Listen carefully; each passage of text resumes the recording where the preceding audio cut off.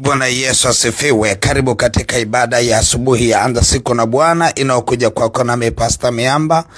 Na leo tunamshukuru Mungu, ni siku yetu ya 4 ya mfungo wetu wa siku 7. Na tutaenda kuwa na prayer point leo ya imani, kwa habari ya Mungu kuimarisha imani ndani yetu. Tunaona wanafunzi wa Yesu walimuomba Yesu, wakasema utuongezee imani. Kuna namna ambapo tunahitaji imani zetu ziimarishwe. Tunahitaji imani zetu ziongezwe ndani ya maisha yetu. Hivyo tunaenda mbele za Mungu kama prayer point ya kwamba Bwana tuongezee imani. Tunajua ya kwamba maandiko yanasema katika kitabu cha Waebrania sura ya 10 na mstari wa 38. Biblia inasema, lakini mwenye haki wangu ataishi kwa imani, naye akisita roho yangu haina furaha naye. Anataka maisha ya muamini yawe ya imani. Yaani Mungu anataka maisha ya imani. Anasema lakini mwenye haki ataishi kwa imani. Maana yake ni nini? Kila unachokifanya kiwe kwa imani. Unapokula chakula ule kwa imani. Unapolala lala kwa imani. Unapoamka amka kwa imani. Unapoongea kila neno unaloliongea ongea kwa imani, ukimwamini Mungu. Lakini ni ngumu sana haya mambo kutokea kwenye kila jambo. Unajikuta unateleza kwa sababu na mazingira nayo yanaongea, yanapiga kelele, yanakuongelesha. Kila unachotaka kufanya na mazingira nayo yanasema. Lakini Biblia inataka ya kwamba tuishi kwa imani. Tunapotaka kutoa sadaka tutoe kwa imani. Tunapotaka kuomba tuombe kwa imani. Tunapotaka kufanya jambo fulani, labda unataka kununua kiwanja, unataka kununua gari, unataka kufungua kampuni, yote hayo lazima ufanye kwa imani.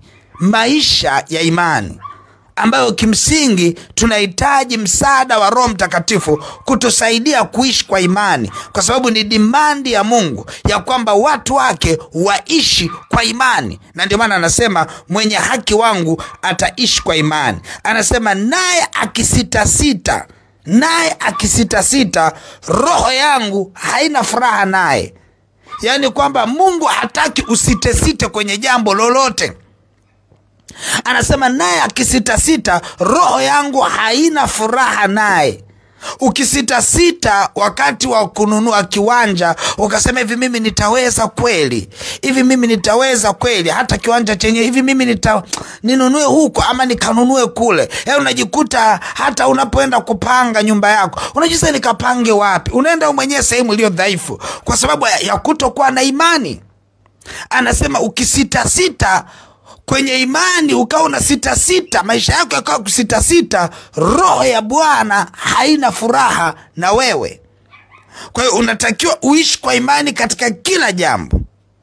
Lakini mstari wa 39 anasema, lakini sisi hatumo miongoni mwao wasitao na kupotea, bali tumo miongoni mwa hao walio na imani ya kutuokoa roho zetu.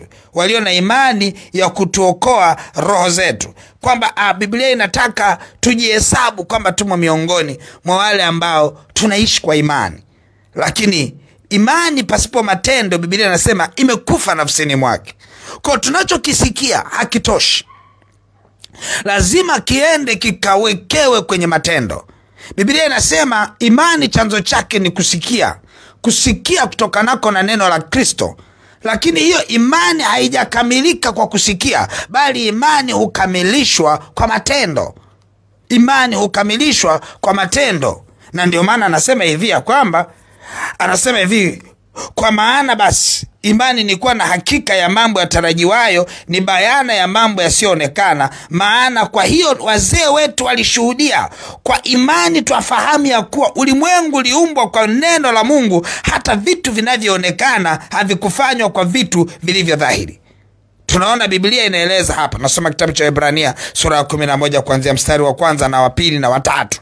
Anasema ya kwamba hata vile vinavyoonekana leo havikuumba kwa vitu vinavyoonekana, bali viliumbwa kwa imani kupitia neno.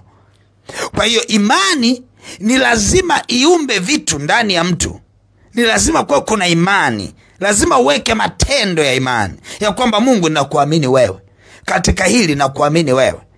Anaeleza maandiko, katika maandiko anasema hivi, kwa imani, ule mstari wa 4, kwa imani Habili alimtolea Mungu dhabihu iliyo bora kuliko Kaini. Kwa hiyo alishuhudiwa ya kuwa ana haki, Mungu akazishuhudia sadaka zake, na kwa hiyo ijapokuwa amekufa angali akinena. Tunaona hapo Mungu anaeleza kwa habari ya Habili kwamba swala la Habili na Kaini kwenda kumtolea Bwana ilikuwa ni swala la imani. Habili alimwamini Bwana kwamba anapoenda kumpa bora, kilicho bora, Mungu atampa kilicho bora zaidi. Lakini Kaini hakumwamini Mungu, akakificha kilicho bora, akaenda kumpa kilicho dhaifu. Akadhani ya kwamba akimpa kilicho bora ni kama atakuwa amepoteza. Na ndivyo hivyo ilivyo kwa watu wengi. Kwenye swala la kumtolea Bwana atatoa kilicho dhaifu, anaogopa akitoa kilicho bora ni kama atakuwa amepoteza. Lakini kumbe anapotoa kilicho dhaifu ndivyo anavyopoteza hata kile bora alichokishikilia, kwa sababu hakutoa kwa imani. Na ndio maana Biblia inamtolea mfano Kaini kwamba yeye alienda pasipo imani. Habili alienda kwa imani, akamtolea Mungu kilicho bora, akahesabiwa kwa na haki. Kwa hiyo tunaona kabisa ya kwamba ule mstari wa 6 anasema, lakini pasipo imani haiwezekani kumpendeza Mungu, kwa maana mtu amwendeaye Mungu lazima aamini kwamba yeye yuko, na kwamba huwapa thawabu wale wamtafutao. Biblia inasema ni ngumu sana kumpendeza Mungu. Anasema pasipo imani haiwezekani kumpendeza Mungu. Akamwambia yeye yule amwendeaye Mungu lazima muamini ya kwamba yeye Mungu yupo, na huwapa thawabu wote wamtafutao. Kwamba unapoenda mbele za Bwana lazima uamini. Na ndio maana utaona kwamba maombi ya leo ya kumwomba Mungu aimarishe imani zetu ni maombi makubwa sana, ambayo natamani kila mmoja anapofunga siku ya leo amlilie Bwana kumwambia Mungu imarishe imani zetu, kwa sababu yeye amwendeaye Mungu lazima aamini ya kwamba yeye yupo. Unapomwendea Mungu kwenye maombi lazima uamini ya kwamba yeye yupo, huwapa thawabu wote wamtafutao. Unapoenda mbele za Bwana kwa kusoma neno, kila unachokisoma unabidi ukiamini ya kwamba hiki ni neno la Bwana, na hili neno la Bwana ni la kwangu, ninalichukua liwe sehemu ya maisha yangu, na unaingia kulifanyia kazi. Unamhitaji Bwana aimarishe imani. Unapoenda kumtolea Mungu lazima umwamini yeye ya kwamba ninachokitoa ni mbegu, Bwana anakibariki, anaenda kunipa kilicho bora zaidi kwa utukufu wa jina lake. Unapoachilia hiyo sadaka yako, unamwachia, unajua kabisa ya kwamba unampa yeye aliye mwaminifu, unampa yeye aliyenipa. Kidogo nilichopewa ninamrudishia ili anipe kikubwa, ni imani. Kwa hiyo tunaona kabisa ya kwamba Biblia inaeleza kwa habari ya imani. Tunaona hapa mstari wa 8, nasoma kitabu cha Waebrania hiyo 11, mstari wa 8 anasema hivi, kwa imani Ibrahimu alipoitwa aliitika atoke aende mahali pale atakapopata huko urithi. Akatoka asijue aendako. Kwa imani alikaa ugenini katika ile nchi ya ahadi, kama katika nchi isiyo yake, akikaa katika hema pamoja na Isaka na Yakobo, warithi pamoja naye na wa ahadi ile ile. Tunaona hapa maandiko yanaeleza kwa habari ya jinsi Ibrahimu alivyoondoka kwa imani. Pata picha, unaambiwa ondoka mahali hapo ulipo, uende mahali ambapo nitakwambia uende. Basi unafungasha vitu vyako, unabeba watoto wako, pasipo kuuliza unaenda wapi, uko tayari kwenda sehemu yoyote, kwa sababu anayekuambia uondoke umemwamini. Kwa hiyo unaanza kuondoka, na ndicho kilichomkuta Ibrahimu.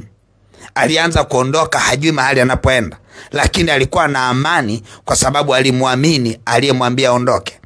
Kwa hiyo akaondoka mpaka kwa maelekezo, akafika mahali ambapo yeye alitaka afike. Mungu anamwambia tulia hapa, lakini hakuwa anajua hiyo safari ni ya kilomita ngapi. Hakuwa anajua ni mashariki au magharibi. Alikuwa anasikia tu vile Mungu atakaposema ndivyo Mungu atakachosema, ndicho atakachokifanya.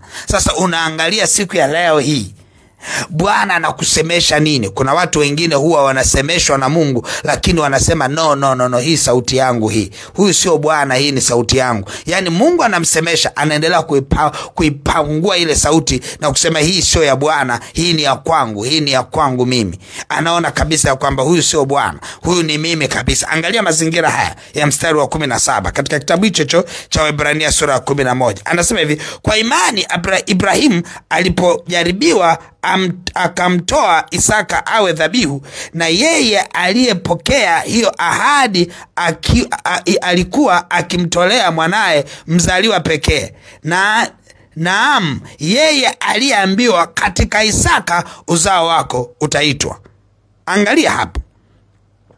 Yani alimwamini. Mstari wa 19 anasema akihesabu ya kuwa Mungu aweza kumfufua hata kutoka kuzimu, akampa tena toka huko kwa mfano. Angalia, akampata tena toka huko kwa mfano. Angalia, imani ya kumtolea Mungu Isaka ilikuwa ni ngumu sana, kwa sababu licha kwamba Ibrahimu alisubiria muda mrefu, lakini aliuliza Ibrahimu kwamba katika uzee wangu huu, hivi ni ukweli nitapata urithi, au nitapata urithi kwa huyu Eliazeri Mdameski ambaye nakaa naye hapa? Mungu akamwambia hapana, hutapata urithi kwa huyo Eliazeri, bali katika yule atakayetoka kwenye viuno vyako. Halafu baada ya hapa akasubiria mpaka akaamua kumzaa Ishmaeli. Halafu Mungu akamwambia no, hautatoka hapo kwa Ishmaeli mpaka atakapokuja Isaka. Huyo ndio wa ahadi, na nitakutoka hapo, nitakutoa na mataifa mengi yatatoka hapo. Yani utakuwa na uzao ambapo hautahesabika kutoka hapo. Halafu pata picha, Isaka huyu aliyesubiriwa na kuja, Mungu anamwambia umtoe. Lazima kuwe kuna imani ambayo imesimama kweli kweli, ambayo leo tunamuomba Bwana atuimarishe katika imani ya namna hiyo. Tuimarishwe katika imani ya namna hiyo. Na ndio maana tunaona Mungu alivyopokea ile sadaka ya utayari wa Ibrahim kumtoa Isaka, akamwambia Ibrahim, katika kukubariki nitakubariki. Anasema hivi, kwa kuwa hukunizuilia tena, hukunizuilia mwanao wa pekee. Kwa hiyo aliahidi kumbariki na akamwita ni rafiki. Akamwambia mimi uzao wote utakao kuja utabarikiwa kupitia wewe. Na ndio maana ukuta hata Yesu Kristo, ukisoma kitabu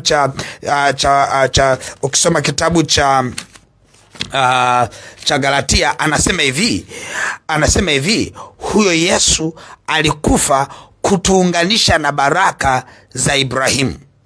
Kwa hiyo inamaanisha sisi tumeunganishwa kwa zile baraka za Ibrahimu. Kumbuka Yesu anapokuja ni package nzima, ni package. Yesu mwenyewe ni baraka tosha, lakini aliazimia kwamba kufa kwake kutuunganishe na baraka za Ibrahimu. Kwa ghafla tu baada ya kifo cha Yesu tunakuwa warithi wa ahadi za Ibrahimu, warithi wa ahadi za Ibrahimu. Niliona kuna mtu mmoja amecomment huko akasema hivi, kwa hiyo sasa Biblia nzima inawaelezea wana wa Israeli, kwa hiyo sasa sisi hatuna leto hapo. Lakini nikacheka tu, nikasema usipoyajua maandiko unaweza ukashindwa hata kuongea kitu cha maana. Lakini kitu ambacho ni cha maana sana tunachokielewa kutoka kwenye maandiko, baada ya Yesu kufa msalabani alituunganisha na baraka za Ibrahimu. Hizi baraka za Ibrahimu zinatokana na Ibrahimu kumwamini Bwana. Alimwamini Mungu, akahesabiwa kuwa haki. Halafu Mungu akamwambia hivi, nitakubariki na watu watabarikiwa kupitia wewe, watabarikiwa. Kwa hiyo na sisi tukaunganishwa kwenye baraka za Ibrahimu. Kwa hiyo tunaona kabisa ya kwamba imani inahitaji kuimarishwa siku hadi siku. Tunahitaji kutembea katika imani. Unahitaji kuishi kwa imani. Kuna namna ambapo elimu yako inaweza kaanza kupambana na imani iliyo ndani yako. Kumwamini Mungu ya kwamba atakubariki, lakini nakuhakikishia mara utakapomwamini Bwana, baraka zitakujilia zisizohesabika. Nataka twende mbele za Bwana, tumuombe Mungu atuimarishe kwa imani siku ya leo. Tutaenda kumwambia Mungu tupe imani. Sikia nikwambie, Biblia inaeleza ya kwamba haki ya Mungu inathibitishwa ndani yake kutoka imani hata imani, kama ilivyoandikwa, mwenye haki wangu ataishi kwa imani. Kwa nini Biblia inasema haki ya Mungu haki ya Mungu inadhihirishwa ndani ya mtu? Chochote utakachokiamini ndicho unapata haki. Unahitaji kuwa na imani ya baiskeli ni tofauti na imani ya pikipiki. Unahitaji kuimarishwa katika imani ya pikipiki, lakini imani ya pikipiki haiwezi kuleta gari. Unahitaji Bwana akuimarishe kutoka kwenye imani ya pikipiki akupeleke imani ya gari. Imani ya kupanga haiwezi kawa na imani ya kujenga. Kwa unaweza kumwamini Mungu ya kwamba ataenda kukupa nyumba nzuri ya kupanga. Kutoka kwenye kupanga kwenda kujenga, unahitaji imani. Mungu aimarishe imani ya kutoka kwenye nyumba ya kupanga kwenda kwenye nyumba ukajenge nyumba yako. Inahitaji imani. Kwa hiyo imani ni kitu ambacho kinahitaji kuinuliwa siku hata siku. Siku hata siku unamhitaji Bwana. Najua kabisa ya kwamba unaweza kuwa unatamani sana na mipango fulani hivi unayo, lakini nataka nikukumbushe, hiyo mipango inahitaji imani. Lazima umsi Bwana akuimarishe imani. Unaweza kuwa unatamani lakini huna imani hiyo. Unaweza kuwa unatamani lakini huna nguvu za kiimani za kwenda mahali unapotamani. Utahitaji leo Bwana akuimarishe kiimani. Nataka mtu mmoja amuombe Bwana amuimarishe kiimani siku ya leo. Twende mbele za Bwana. Baba, katika jina la Yesu Kristo wa Nazareth, Mungu aliye hai, katika mfungo huu wa siku ya leo, siku ya 4, tunaomba Roho Bwana utuimarishe kwa imani. Roho Mtakatifu, ninaomba utuinue tena katika kukuamini wewe. Tusiamini watu, tusiamini mazingira, tusiamini vitu tulivyo navyo, bali tukuamini wewe. Roho Bwana, asante kwa maana utatusaidia tusiamini kazi zetu, tusiamini vyote tulivyo navyo, bali tukuamini wewe, mfalme wa amani. Inua imani zetu hata kwenda viwango vipya vya umiliki. Inua imani zetu hata kwenda viwango vipya vya utawala. Inua imani zetu hata kwenda viwango vipya vya neema, hata neema, kwa jina la Yesu na kwa damu ya mwana kondoo. Tukatembea katika neema ya kumiliki, tukatembea katika utawala mpya wa nguvu za rohoni kupitia kuinuliwa kiimani. Tuanze kukutazama wewe Bwana kwa sura nyingine ya kukuamini wewe zaidi, kama Habili alivyokuamini wewe kuliko Kain. Mungu aliye hai, kama Ibrahimu alivyokuamini wewe, nasi tupe neema kukuamini wewe Bwana. Utakaposema na mioyo yetu kwa habari ya kukutolea, tupe imani ya kukutolea wewe Mungu, tukiamini ya kwamba vyote tunaovitoa ni kwa sehemu ya vitu vingi ulivyo navyo ambavyo utatubariki. Na vile tulivyo navyo tunapovitoa kwa imani, tunaruhusu vingi vikubwa ambavyo hatujawahi kuvimiliki kutujilia ndani ya maisha yetu. Tupe neema kukuamini wewe katika utoaji. Tupe neema kukuamini wewe katika mipango tuliyoipanga ndani ya mwaka huu. Tupe neema kutembea katika imani. Imarisha imani zetu Roho Bwana, tukuangalie wewe tu katika jina la Yesu. Baba, asante kwa maana unaenda kumsaidia ndugu huyu kukuamini wewe leo, akakuamini wewe kwenye mambo makubwa ambayo amezani ya kwamba hayawezekani, akaoni ya kwamba yanawezekana. Sasa neno lako ya kwamba hata vitu vinavyoonekana leo havikuumbwa kwa vitu, bali viliumbwa kwa neno, kwa imani, na vilitokea kwa imani, na vikadhihirishwa na kuthibitishwa kwa imani. Baba, ninaomba ukatupe neema, imani ya kuumba vitu, imani ya kutamka vitu na kutokea kwa imani. Tukairithi ile tabia ya uungu ya kutamka vitu na kutokea kwa imani kwenye maisha yetu, tukikuamini we Mungu wa kweli ya kwamba vyote tunavyovitazamia vitaenda kutokea kwa imani. Baba, tuimarishe na ututie nguvu kiimani leo katika jina la Yesu Kristo wa Nazareti. Amen, amen, amen. Mungu wangu akubariki sana. Basi utashika sadaka yako na utaiachilia sadaka yako, ukimwambia Mungu, kupitia sadaka hii niimarishe kiimani, niwe mtu wa imani, nibebe vyote vya imani, nitembee kwa imani. Omba Mungu hiyo sadaka yako unapoiachilia, mwambie Roho Bwana, hii sadaka ikaniumbie upya imani yangu ya kupata vitu vikubwa na kuishi maisha mazuri. Nataka unapoiachilia hiyo sadaka inene. Basi utaiachilia sadaka kwenye ile lipa namba ya M-Pesa ambayo ni 577876 au namba za mawasiliano 0713842123 au 0744982517. Mungu wangu akubariki na uwe na wakati mwema. Amen.